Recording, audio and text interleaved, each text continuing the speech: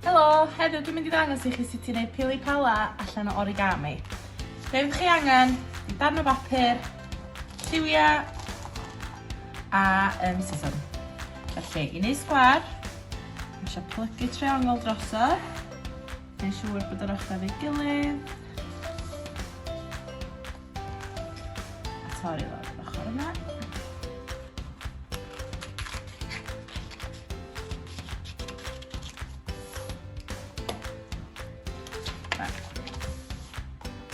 Mae gynnu ni'n sgwar, da ni eisiau plygu ochr yma, draw i'r ochr yma.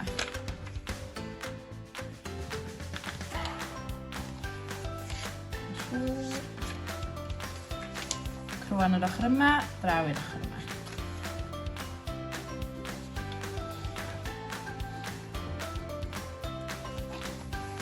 A wan da ni eisiau plygu ar draws. Neu siŵr bod yr ochrau'n cwffwrdd eto.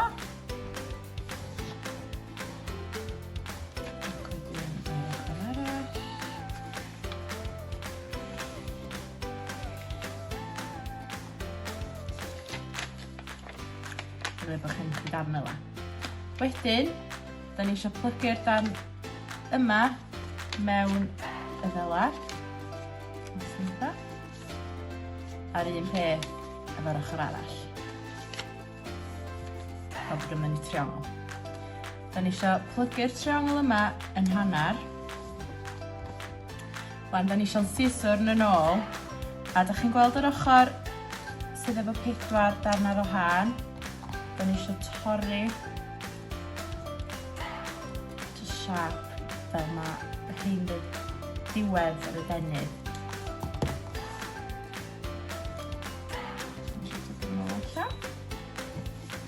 A wan, da ni eisiau pig yn gwynebu ni. Da ni eisiau plygu yr haen gyntaf drosodd. Fel yna.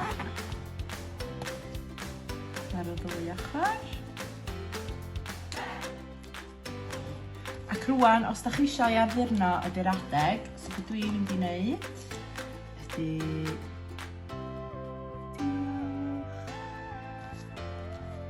Ac enwys fach, dwi'n mynd i arddirno nhw mewn ffordd gwahanol. Ond jyst rhoi enwys fach ar hwn.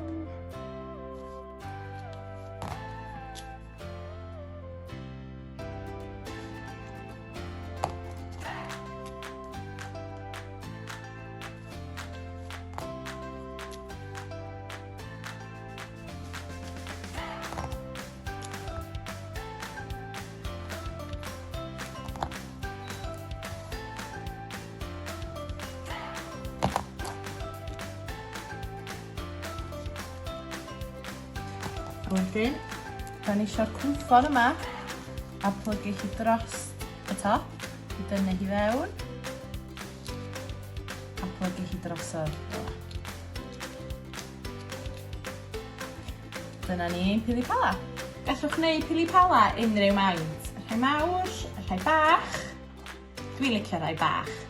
Yr unig peth rhaid wneud ydy torri sgwar, meintiau gwahanol, unau rhai mawr neu rhai bach, ond mae'n bwysig i sicrhau na sgwar da chi yn torri allan mwyn cael yr effaith yma. Da chi hefyd yn gallu defnyddio unrhyw math o bapur. Fama dwi wedi defnyddio hen magazine, hen papur newydd, gallwch defnyddio hen papur lapio, unrhyw beth. Ie, pam newch chi'n rhoi to ni? Diolch am wrando!